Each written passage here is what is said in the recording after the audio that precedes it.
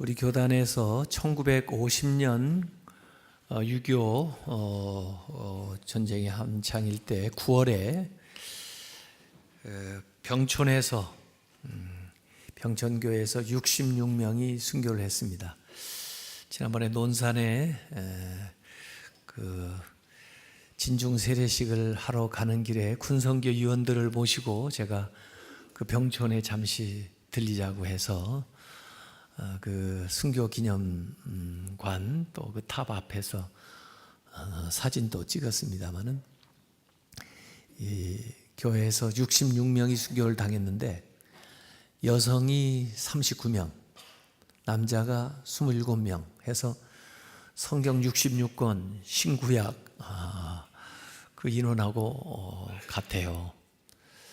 그런데 그분들이 순교를 각오하고 그 공산당에 의해서 순교 당할 때 그 전에 열심히 기도하고 교우들이 그렇게 약속했다고 합니다. 죽는 순간에 주 예수여 나의 영혼을 받으시옵소서 그렇게 하자고 그렇게 해서 전부 그것을 그 마음에 두고 있다가 죽는 순간에 그렇게 기도하면서 순교를 했다 하는 이야기를 그곳에 남은 사람들의 증언을 통해서 또 영상을 통해서 그곳에서 보았습니다. 1950년도 10월에는 임자진리교회에서 이판일 장로님은 저하고 아주 친한 친구 이성관 목사님의 할아버지인데 그 이판일 장로님과 함께 48명이 순교를 당했습니다. 또 1950년에 정동리교회 문중경 전도사님도 순교를 당하셨죠. 믿음으로 살다가 믿음을 지키다가 순교자의 길을 가신 분들의 그 영성을 우리가 이어받아야 됩니다. 그리고 우리 시대에 부족한 것이 바로 그러한 영성입니다. 그래서 오늘 히브리서 11장은 이제 믿음장을 마무리해 나가면서 믿음의 양극단적인 면을 우리에게 보여주고 있습니다. 우선 히브리서 11장 32절에 내가 무슨 말을 더 하리요? 기드온, 바락, 삼손, 입다, 다윗 및 사무엘과 선지자들의 일을 말하려면 내게 시간이 부족하리로다. 지금까지 믿음의 사람들 창세기부터 라합 가나안 정복 시대까지 쭉 설명을 하고는 그런 식으로 한 사람씩 그분들의 하신 일을 아무리 간단히 얘기한다 해도 그렇게 하기 시작하면 너무너무 길어질 것 같아요. 또 그걸 기록해서 논다고 하면 또 성경을 다시 부가적으로 써야 될 형편이에요. 그래서 그런 경우가 너무 많지만 그런 위대한 분들이 너무 많지만 이루 다 말할 수가 없고 또 그걸 다 기록할 수가 없다 하는 이야기를 여기 하는 거죠. 저도 뭐 간증을 하다가 보면은 그런 식으로 하면 시간이 너무 갈 것 같으면 그 말을 끊기 위해서 제가 그렇게 얘기합니다.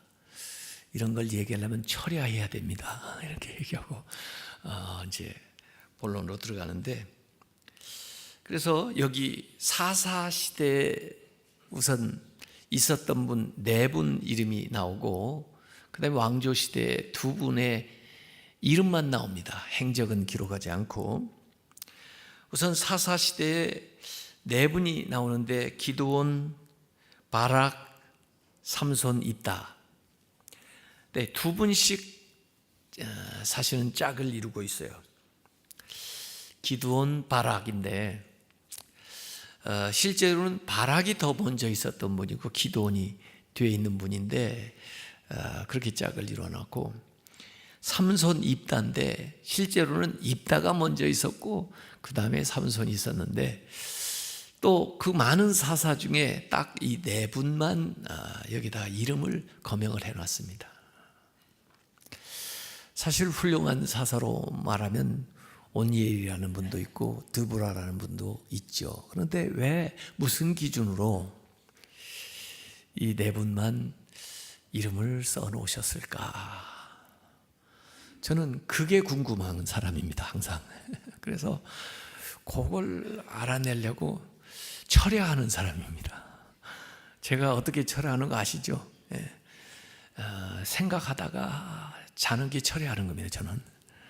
근데 자는 중에도 또 알게 하면 일어나가지고 그걸 이제 메모를 해놓으니까 이제 철야한다고 그러는데 이 네 분은 가만히 보니까 나름의 약점과 나름의 그 흠이 있는 분들이에요.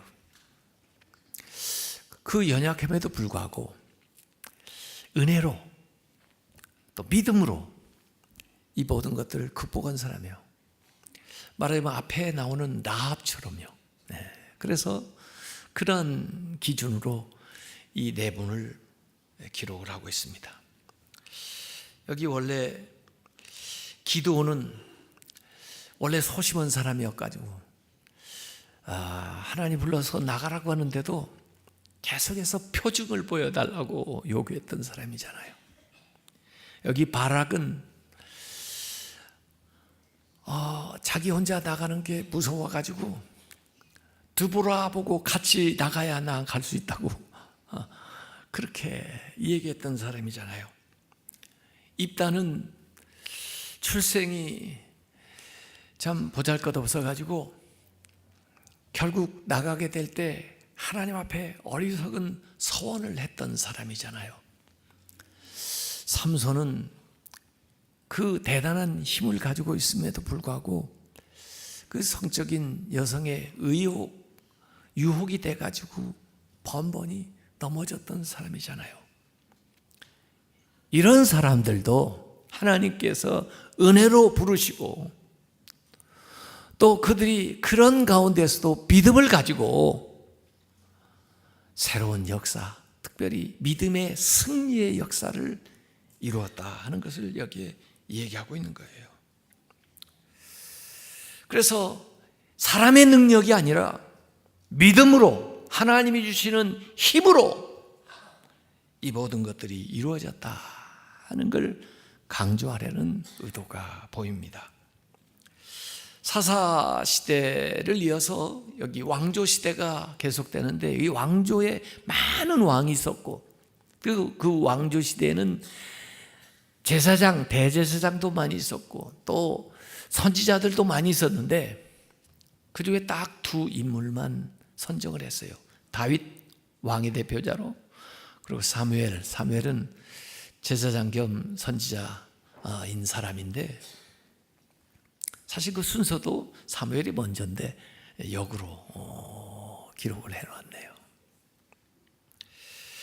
이래서 모든 왕조 시대에 대표하는 그런 이야기예요. 그래서 실제적으로 오늘 읽은 대목을 보면 이제 믿음의 그 반열이 쭉 해서 사사 시대로 그리고 왕조 시대로 왕조 시대에는 통일 왕국 시대와 분열 왕국 시대가 있는데 그 다음에는 신구약 중간 시대로 그리고 복음 시대로 그리고는 성령 행전, 사도 행전이 계속되는 가운데 오늘 이 히브리서를 기록하는 시점까지 한 1300년 동안 사사 이후의 시대를 이렇게 간략하게 개인적이 아니라 전체적으로 종합적으로 다루어 가지고 얘기를 합니다. 왜냐하면 시간이 부족하기 때문에 또 그걸 일일이 다 쓰기가 어렵기 때문에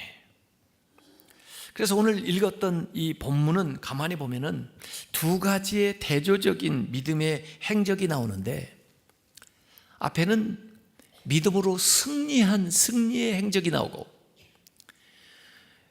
뒤에는 믿음으로 고난을 받은 고난의 행적이 나와요. 믿으면 다 잘 되고 모든 것이 승리할 것 같지만은 믿는 이유 때문에 고난을 받고 심지어 죽임까지 당하는 그런 신앙의 역사를 대별해 가지고 여기 기록하고 있는데, 이것은 히브리서 기자가 쓰고 있는 과거의 역사뿐 아니라, 아니 그 당시에 보고 있는 현재의 신자들의 모습일 뿐만 아니라 앞으로 지금 우리가 당하고 있는 모든 믿음 생활을 총망라해 가지고 이 두 가지의 경우로 대별해서 설명을 하고 있는 거죠. 그래서 전반부에는 승리의 경우, 후반부에는 고난의 경우를 얘기하는데, 믿음으로 승리할 뿐만 아니라 믿음으로 고난을 잘 견뎌낼 수 있다 하는 것을 얘기하는 거죠. 그래서 이 믿음은 어떤 경우에도 다 효력이 있는 것이다 하는 것을 얘기하죠. 그래서 우선 믿음의 승리 33절과 34절에 9가지로 나오는데, 그걸 그냥 간략하게 얘기하면은 정복하고 승리하고 구원되는 건데, 33절에 이렇게 우선 나옵니다. 그들은 믿음으로 나라들을 이기기도 하며 의를 행하기도 하며, 두 번째, 세 번째 약속을 받기도 하며, 네 번째 사자들의 입을 막기도 하며. 믿음으로 나라들을 이겼다. 전쟁에서 정복하는 거죠. 여호수아도 그랬고, 갈렙도 그렇고, 기드온도 그랬고, 바락도 그렇고, 입다도 그렇고, 다윗도 그렇고, 수많은 전쟁을 치러냈지만 믿음으로 전쟁에 임했을 때 그들이 연약함에도 불구하고 많은 승리를 얻을 수가 있었고, 자만하면서 자신을 의지하고 나아갔을 때는 어려움을 많이 당했죠.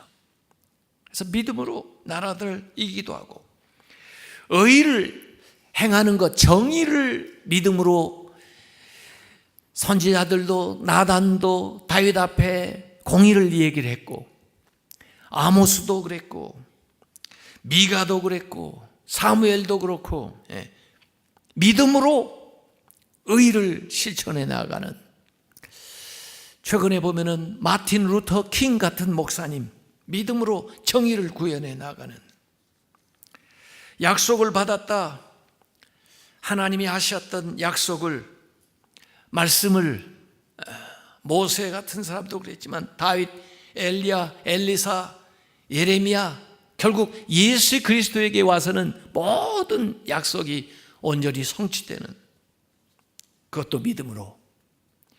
사자들의 입을 막았다고 그러니, 사자들의 입을 막은 사람은 믿음으로 다윗이 목동 생활할 때, 또 삼손도 맨손으로 사자를 잡기도 하고, 더구나 다니엘은 사자굴에 떨어졌는데도 불구하고 사자의 입이 막혀가지고 이 다니엘에게 해를 미치지 못하는 그 모든 신앙적인 사건들을 우리에게 연상시켜 주는 거예요.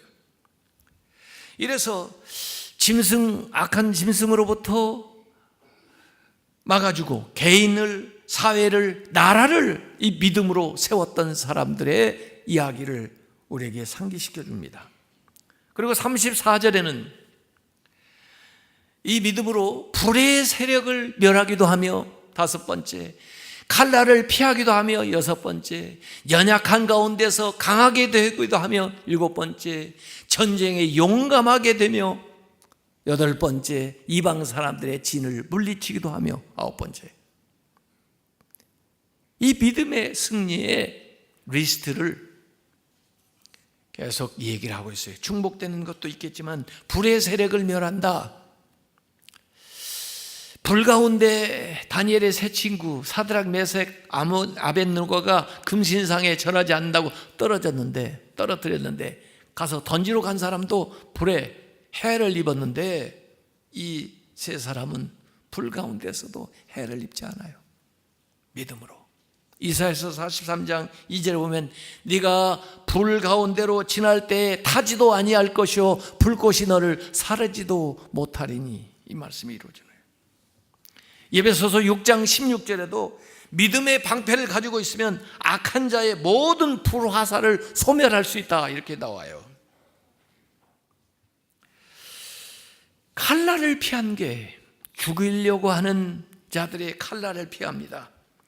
사울과 압살롬의 칼날을 다윗이 피할 수 있도록 이 믿음으로, 아합과 이세벨의 칼날을 엘리야가 피할 수 있도록 믿음으로, 여호람의 칼날을 엘리사가 피할 수 있도록 믿음으로, 그 밖에 그 어려운 위험에서 믿음으로 생명을 부지한 사람들이 많습니다. 연약함 가운데서 강하게 되는 것, 믿음으로. 연약함 중에 있었지만은 믿음으로 기도원이 담대하게 나가고 바락이 담대하게 나가고 하나님의 역사를 담대하게 이루었던 믿음의 사람들이 많아요. 바울도 고린도후서 12장 9절 10절에 보면은 하나님이 내게 이르시기를 내 은혜가 너에게 족하도다, 이는 나의 능력이 약한 데에서 온전하여 짐이라 하신지라. 그러므로 도리어 크게 기뻐함으로 나의 여러 약한 것들에 대하여 자랑하리니 이는 그리스도의 능력이 내게 머물게 하려 함이라. 우리가 약할 때 그리스도의 능력을 경험하는 줄 믿으시기 바랍니다. 믿음으로 과거뿐만 아니라 오늘 현재도 이 역사가 우리에게 일어나는 것입니다. 전쟁의 용맹스러움으로, 다윗도 골리앗 앞에 나갈 때 믿음으로 용맹스럽게, 바락도 믿음으로 용맹스럽게, 이방 사람들의 질을 물리치는 것으로 외적을 물리치는데 기드온의 300용사가 시스라 철병, 그 미디안 13만 5천 명을 이기고, 바락의 군대가 시스라 철병거 900승으로 무장하고 오는 자들을 물리쳐요. 이방 사람들의 진을 물리칩니다. 그래서 역사에 보면 믿음으로 외적들을 물리치고 환난을 잠재우고 개인이나 자연 환경을 변화시키는 놀라운 믿음의 승리들이 있었다는 거예요. 그 믿음의 능력은 오늘 우리에게도 나타난다는 것입니다. 위협을 받는 상황에서 우리의 안전을 지켜주고 다툼과 싸움에서 우리를 도와 승리하게 해주고 우리 마음속에 원하는 것을 얻게 도와준다는 것입니다. 믿음의 승리예요. 우리 모두는 사실 그걸 갈망하고 살고, 사실 현 시대에 우리가 이 믿음의 승리를 많이 경험하면서 오늘 이날까지 나왔습니다. 그런데 믿음이 그것만이 전부냐? 그것만이 전부가 아니라는 거예요. 승리뿐만 아니라 고난도 있다는 거죠. 그래서 오늘 35절은 그 승리와 고난이 연결되는 연결점이 나와요. 그래서 35절에 여자들은 자기의 죽은 자들을 부활로 받아들이기도 하며, 이것은 믿음의 승리죠. 죽었다가 다시 살아요. 그러나 또 어떤 이들은 더 좋은 부활을 얻고자 하여 심한 고문을 받되 구차히 풀려나기를 원하지 아니하였으며, 그 고난 가운데 죽임을 당하는 거죠.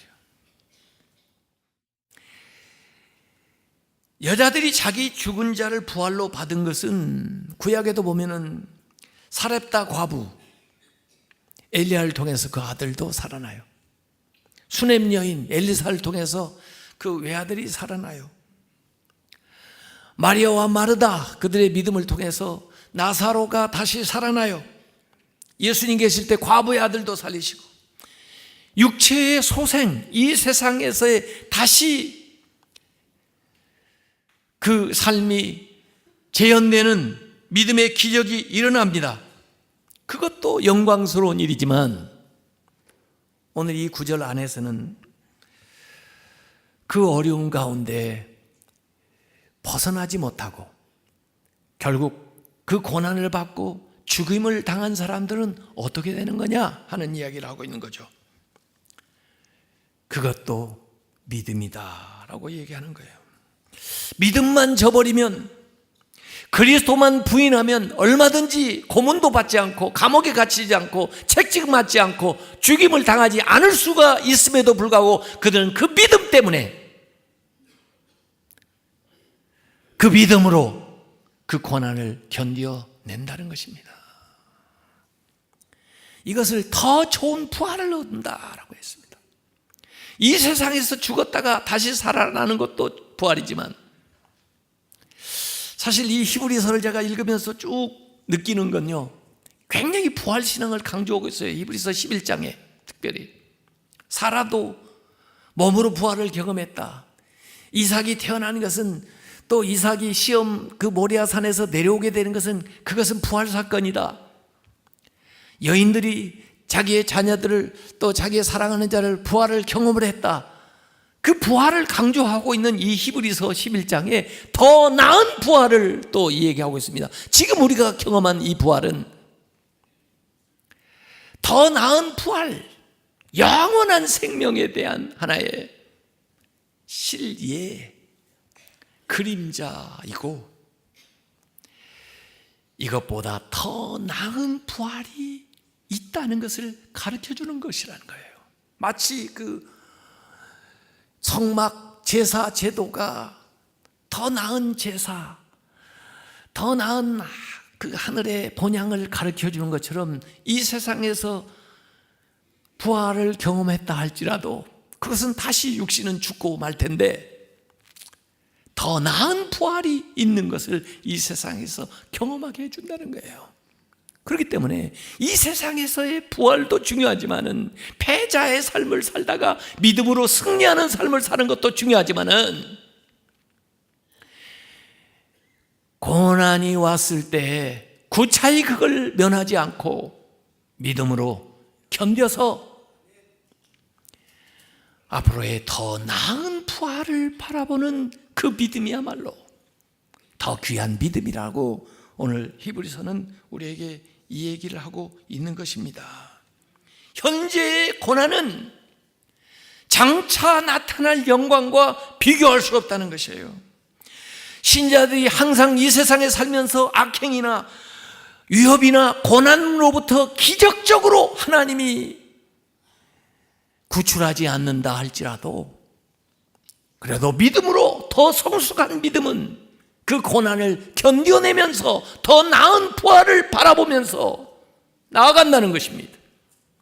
고난을 견디는 그 믿음이야말로 이 세상에서 승리하는 믿음보다도 더 귀하고 위대한 믿음이다라고 오늘 이제 히브리서 11장 믿음장을 마무리하면서 히브리서 기자는 강조하고자 하는 거예요. 믿음은 우리에게 이중의 승리를 가져다 주는데, 적이나 역경으로부터 극복할 수 있는 능력으로 나타나기도 하지만은, 다른 경우에는 그 고난을 견디는 능력으로 나타나기도 한다는 거예요. 이 세상에서 승리하는 것으로 나타나기도 하지만은, 핍박을 받아 견디는 것으로도 나타난다는 것인데, 그것은 이 세상의 승리보다도 더 위대한 승리라고 하는 것을 이 히브리서 기자는 얘기를 해줍니다. 왜냐하면 그것은 이 세상에서뿐만 아니라 하나님 나라에서도 더 나은 부활의 영광을 얻게 되기 때문에 그렇다는 거예요. 그래서 앞에 믿음으로 정복자들이 나왔지만은, 그것도 위대한 믿음이지만 여기에 믿음으로 순교한 순교자들이 나와요. 그래서 이 믿음은 정복자의 믿음이 되기도 하지만 순교자의 믿음이 된다. 승리자의 믿음이 되기도 하지만은 순교자들의 믿음이 된다고 하는 것을 얘기를 해주는 겁니다.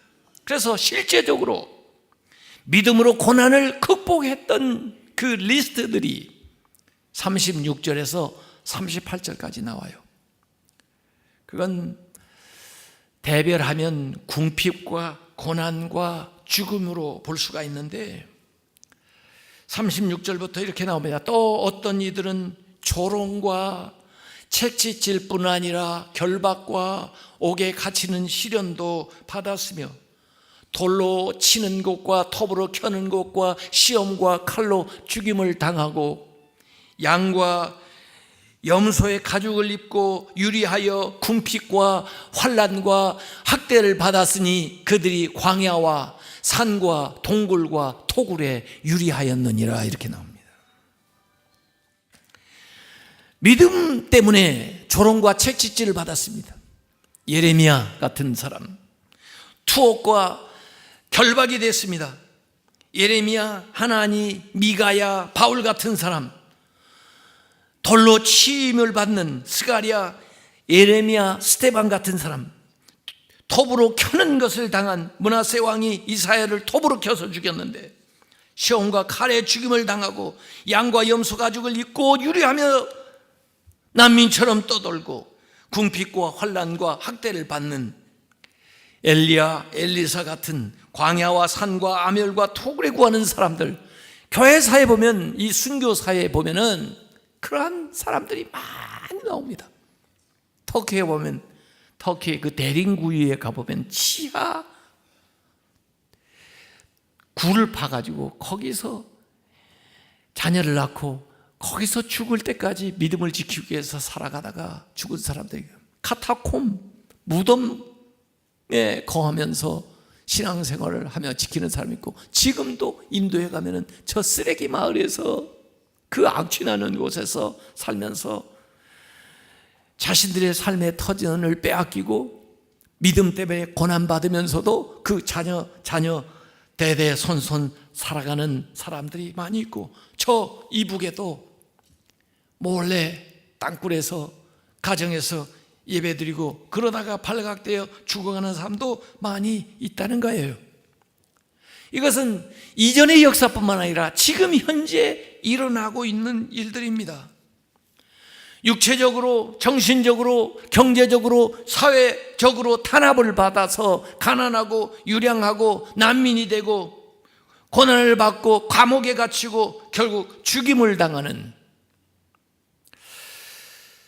사실 이 모든 고난받는 신자들의 삶을 대변할 뿐만 아니라 예수 그리스도의 삶의 모습을 보여주는 거예요. 예수 그리스도께서 가난한 몸으로 이 세상에 오셔서 배척받고 조롱받고 침뱉음받고 채찍질 당하고 감옥에 갇히고 십자가에 못 박혀 돌아가신 예수님의 제자들이 갔던 십자가의 길입니다. 그 사도들이 전부 다 순교함으로써 이 믿음을 지켰어요. 이 고난받는 믿음은 앞에 나와 있던 승리를 자랑하는 믿음보다 더욱 영광스럽다고 하는 얘기예요. 오늘 우리에게 필요한 것이 이러한 순교자의 영성입니다. 세상은 우리를 자꾸 유혹을 해서 어찌하든지 고난을 받지 않는 길을 제시하고 또 이 세상에서 편안한 길을 제시하고 세상 사람들이 환영하는 것을 가지고 우리를 유혹을 해요. 고난의 자리에서 쾌락의 자리로 나아가라고, 궁핍의 자리에서 부유한 자리로 나아가라고, 조롱받는 자리에서 명예로운 자리로 나아가라고, 죽음의 자리에서 사는 곳으로 나아가라고 하면서 교묘하게 신앙에서 떠나게 하고 그리스도를 부인하도록 유인을 합니다. 그러나 앞서간 성도들은, 지금도 신앙생활을 바로 가지 않은 성도들은 더 나은 부활을 얻고자 해서 이 세상에서 주어지는 모든 것들을 다 거절하는 믿음을 가졌던 사람들이에요.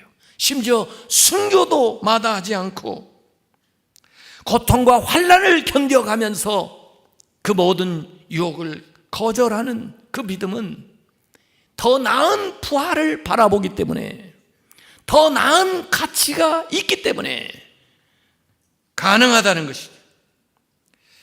그래서 그 사람들을 오늘 38절 괄호 안에 성경에 그렇게 표현했습니다. 이런 사람은 세상이 감당치 못한다.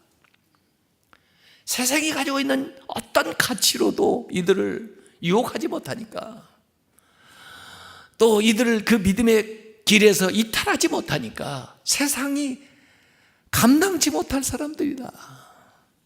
세상을 이긴 사람들이다. 이런 영예로운 말을 그들에게 주게 된 것입니다. 이제 히브리서 11장 믿음장을 마무리하면서 믿음이 우리에게 주는 위대한 승리가 있다. 그 믿음 안에서 그 승리를 주장하고 또 믿음으로 나아가 그 승리를 쟁취하라고 히브리서 기자는 우리에게 권면하고 있지만, 그러나 또 다른 면은 믿음 생활하면서 그리스도 때문에, 이 복음 때문에 하나님 나라를 위해서 당하는 고난도 있다는 거예요. 그 고난이 올 때에도 역시 믿음으로 담대히 나아가라는 것입니다. 이 세상에서 그것을 이기고 또 이 세상에서 새로운 역사를 경험하는 거, 그것 좋지만 그렇지 않는다 할지라도 믿음으로 나아가게 되면 결국은 더 나은 부활을 얻게 된다는, 결국 이 세상도 감당치 못할 능력자가 된다는 귀한 메시지를 우리에게 주고 있는 것입니다. 우리의 믿음의 여정이 정복자의 믿음에서뿐만 아니라 순교자의 믿음으로까지 나아가는 그런 성도들이 다 되시기를 주님의 이름으로 축원합니다.